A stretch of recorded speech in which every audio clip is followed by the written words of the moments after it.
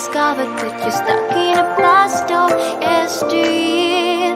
Forget all the problems just for the moment. That is the kind of story you should see.